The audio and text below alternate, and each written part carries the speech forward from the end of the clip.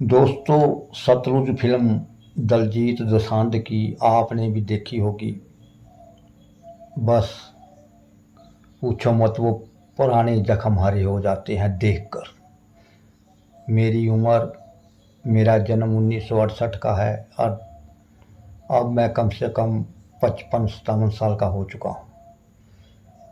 उस टाइम का, जब बेअंत सिंह मुख्यमंत्री थे, जब इंदिरा गांधी की हत्या हुई, ये सब कुछ मैंने अपनी आंखों से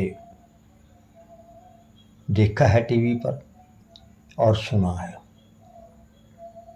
ये भी सुना है कि बेअंत सिंह के ऑर्डर से केपीएस गिल के द्वारा ऑर्डर देकर उस टाइम जो आतंकवाद था,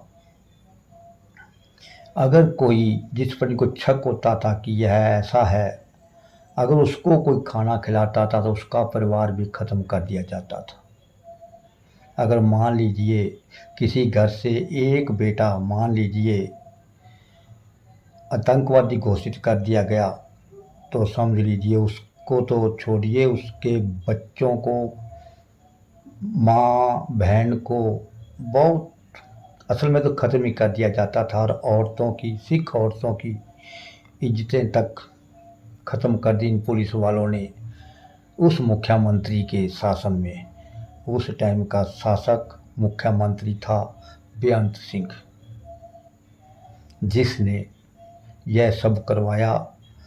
सिखों का बहुत ही ज़्यादा नुकसान किया।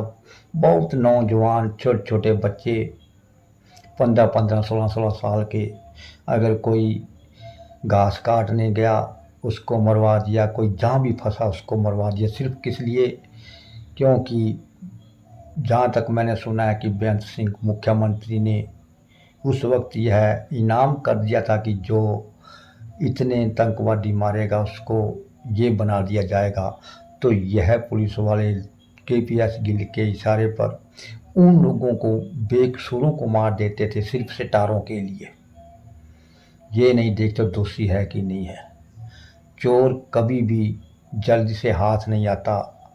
उस वक्त भी जो आतंकवादी थे वो, इनके हाथ बहुत कम लगते थे, पर ये निर्दोष लोगों को मार देते थे। मारकर उनको, उनके माता पिता को भी नहीं दिया जाता था।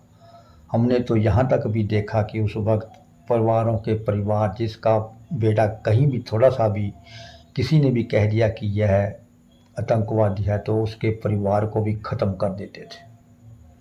उनकी धी बेटियों की इज्जतें खराब कर देते थे यह पुलिस वाले। ऐसा ऐसा दौर मैंने देखा है और सुना है। अब आखिरी बात ये कहूँगा कि जिसका जो बाप, जैसे एक फिल्म थी कि बाप 1 नंबरी बेटा 10 नंबरी, जिसका दादा इतना खतरनाक था, जो सिखों का इतना विरोधी था, सिख बच्चों को मरवाया, बेकसूरों को, तो बताइए अगर उसका बेटा या कोई पोता होगा तो क्या वो सिखों का हिमायती होगा? नहीं हो सकता। इतना ध्यान रखिए, अगर कोई उसका बेटा है, इसका बेअंत सिंह का, मुख्यमंत्री का, या उसका कोई पोता है, तो समझ लीजिए वो सिखों का हिमायती तो है, हो नहीं सकता। अगर वो राजनीति में होगा तो वो चापलूसी आपकी करेगा, लेकिन आपका हिमायती नहीं होगा। बाप से 10 गुना बढ़कर होगा। इसलिए इस परिवार से बच के रहना, इसको गद्दी मत सौंप देना, नहीं तो सिख लोगों की खैर नहीं।